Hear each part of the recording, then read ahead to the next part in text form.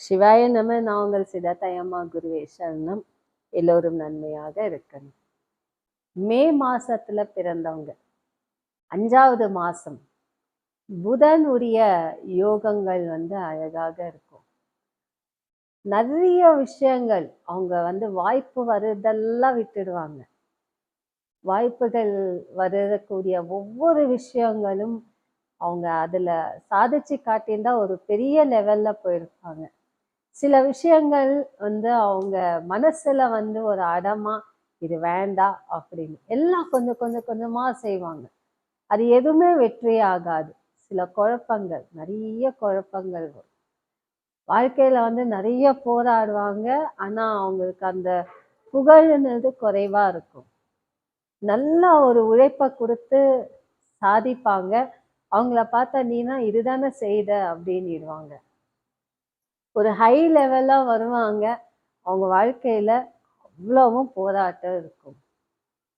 5வது மாசத்துல பிறந்தவங்க, அவங்க சொல்லுற விஷயத்தை தான் அவங்க அடமா பிடிச்சுக்குவாங்க தவிர, மற்றவங்க சொல்ற விஷயத்தை கேட்டு நடந்துக்க மாட்டாங்க. ஆனா மற்றவங்க சொல்ற விஷயத்தை அவங்க நல்ல விஷயத்தை எடுத்துக்கினாங்கன்னா அவங்க வாழ்க்கை கண்டிப்பா பிரகாசமா இருக்கும். அவங்களுக்கு ரொம்ப கவனமாக இருக்க வேண்டியது வாகனத்துல தான். ரொம்ப தூரம் டிராவல் பண்றீங்க, ரொம்ப தூரம் தனியா போறீங்க, ஏதாவது ஒரு நிகழ்வு அவங்க சின்ன வயசுல இருந்து நடந்திருக்கும். வாகனம் அவங்களுக்கு சில அதிர்ஷ்டங்கள் இருக்கும். அதாவது பாத்தீங்கன்னா சொத்து வகை, அப்பாவுடைய ஆஸ்தி, அதே போல தாத்தாவுடைய ஆஸ்தி, இத போல மற்றவங்க அந்த ஆஸ்தினால இவங்க நல்லது, ஏதாவது ஒரு நிகழ்வு நல்லது ஆகுமா அப்படின்னு அந்த மாதிரி கண்டிப்பா ஒரு சொந்த மண்ணுன்னுட்டு அவங்களுக்கு நிச்சயமா ஏதாவது ஒரு சூழ்நிலையில அவங்களுக்கு கிடைக்கும். அந்த அந்த நிலம் வச்சுட்டு அவங்க நல்லா வாழலாம். ஒரு சின்ன நிலம் தான், நான் கஷ்டப்பட்டு நான் வாங்கி அந்த இடமா பண்ணியிருக்கேன். அந்த இடத்துல நான் ஒரு சின்ன கடை கட்டியோ வியாபாரம் செய், அவ்வளோ நல்லா வியாபாரம் ஆகும் அந்த இடத்துல. நீங்க எதை செய்தாலும் முதல் கணபதிக்கு பூஜை செய்யுங்க. கணபதிக்கு அபிஷேகம் செய்துட்டு ஒரு திங்கட்கிழமையும் எருக்கம் இலையில 2 விளக்கு ஏற்றி பாருங்க. உங்க லைஃப் நல்லா இருக்கும். எந்த விஷயம் இருந்தாலும் சரி, முதல் கணபதிக்கு பூஜை செய்துட்டு அதற்கு பிறகு நீங்க எல்லா தெய்வத்துக்கும் வணங்கிட்டு வாங்க. கண்டிப்பா உங்க வாழ்க்கை பிரகாசமா இருக்கும். அடி மேல அடி விழும். அதை தாண்டி போறதுதான் இந்த 5வது மாசத்துல, மே மாசத்துல பிறந்தவங்களுடைய லைஃப் ஃபியூச்சர். குடும்பத்துல பிரச்சனை வரும், வாழ்க்கையில பிரச்சனை இருக்கும், கணவன் மனைவிக்குள்ள அவ்வளோ வேத வாக்கியங்கள் வரும், வேலை விஷயத்துல அவ்வளோ எதிரிகள் இருப்பாங்க. ஒவ்வொரு விஷயத்திலையும் எதை செய்தாலும் எதிரிகள் இருப்பாங்க. அவங்க வாழ்க்கையில ரொம்ப போராடி வெற்றி பெறுவாங்க. எவ்வளோ பெரிய அடி இருந்தாலும் சரி, அவங்க வாழ்க்கையில நிறைய விஷயத்துல போராடுவாங்க. அதுக்கு துணையாக கடவுள் தான் அவங்களுக்கு துணை, குரு தான் அவங்களுக்கு துணை. ரொம்ப நோயால பாதிப்பு இருக்கா அப்படின்னா மூலிகை சம்பந்தப்பட்டது சாப்பிடுங்க. அது ரொம்ப நல்லது, கண்டிப்பா நல்லது ஆகும். எல்லா விஷயத்திலையும் எதிர்ப்பு இருக்கும், எல்லாத்துலேயும் எதிர்ப்பு இருக்கும். வேலை விஷயத்துல ஆகட்டும், எல்லா விஷயத்துலையும். அதெல்லாம் தாண்டி நீங்க சாதிக்கிறது தான் பெரிய விஷயம். அதற்கு நீங்க செய்ய வேண்டியது கணபதி பூஜை. திருப்பதிக்கு போங்க. திருப்பதிக்கு போனாலே உங்களுடைய பிரச்சனை தீரும்.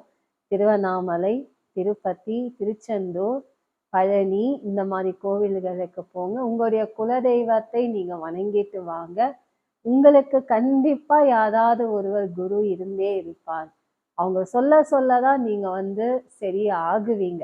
உங்க சிந்தனையில தெய்வ சொல்ற வாக்கியங்கள், சில விஷயங்கள் நீங்களே சில விஷயங்கள் மற்றவங்க சொல்லுறத கேட்க மாட்டீங்க. உங்களுக்கே அது தோணணும், இதை செய்தாதான் நன்மை.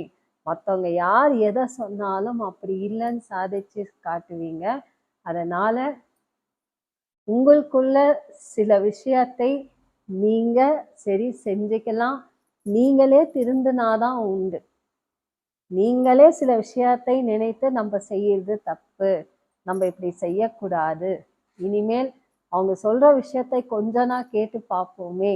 எந்த வேலைகள் செய்தாலும் விரும்பி செய்கிறவங்க. அதே போல சில நீங்க உங்களுடைய படிப்பு வேற இருக்கும், உங்களுடைய தொழில் வேற இருக்கும். வாழ்க்கையில நிறைய பிரச்சனைகள் சமாளிக்குவீங்க. ஆனா அந்த சக்தி இறைவன் உங்களுக்கு கொடுப்பாங்க. ஏதாவது ஒரு வகையில உங்களுக்கு ஒரு குரு நிச்சயமாக இருப்பாங்க. அவங்க சொல்ற விஷயத்தை, நல்ல விஷயத்தை எடுத்துக்கங்க. உங்களுக்கு பிடிக்கலையா ஒதுங்கிடுங்க. அதே போல வாழ்க்கையில ரொம்ப போராடி நீங்க சாதனை செய்வீங்க. கடவுள் உங்களுக்கு என்னைக்குமே துணை இருப்பாங்க. நீங்க என்ன செய்யணும்னா, ஒரு சின்ன லேண்ட் வாங்கினாலும் ஏதாவது ஒரு செடியோ நீங்க போட்டு அதை மரமாக்கி அதில் வியாபாரம் செய்யுங்க. வியாபாரம்ன்றது நல்ல யோகமாக இருக்கும். அதில் நஷ்டமும் இருக்கும், லாபமும் இருக்கும். எந்த நேரத்தில் என்ன பேசணும்னு சிந்திச்சு பேசுங்க, அது போதும். எல்லாருக்கிட்டையும் ஒரே மாதிரி இருக்காதீங்க. சில பேர் உங்களை ஏமாத்துவாங்க, சில பேர் கூடியே இருப்பாங்க, உதவி செஞ்சிட்டு இருப்பாங்க.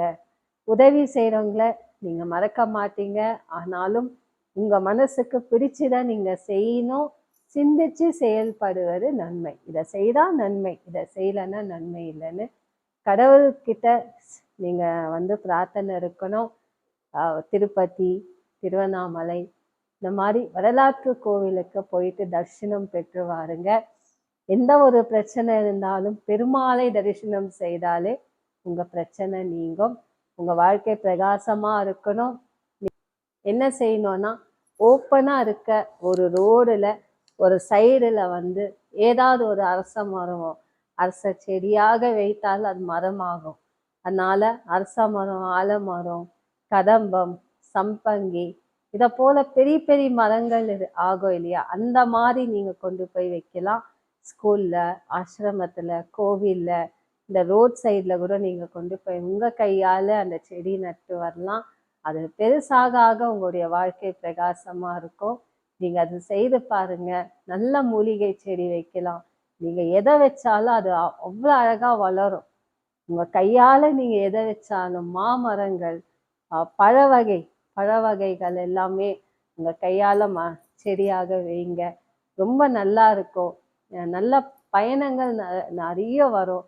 அதைப்படி நீங்கள் சென்று நல்வழி பெறணும். உங்களோட வாழ்க்கை வெற்றி ஆகணும்னா கணபதி பெருமாளை, முக்கியமாக கணபதி பெருமாளை தரிசனம் செய்யுங்க. கணபதி மந்திரம் தியானம் இருங்க. கோவத்தை கம்மி பண்ணுங்க. உங்கள் வாழ்க்கை பிரகாசமாக இருக்கும். ஏதாச்சும் சந்தேகம் இருந்தால் கமெண்ட்ஸில் அப்டேட் பண்ணுங்க. சிவாய நமः.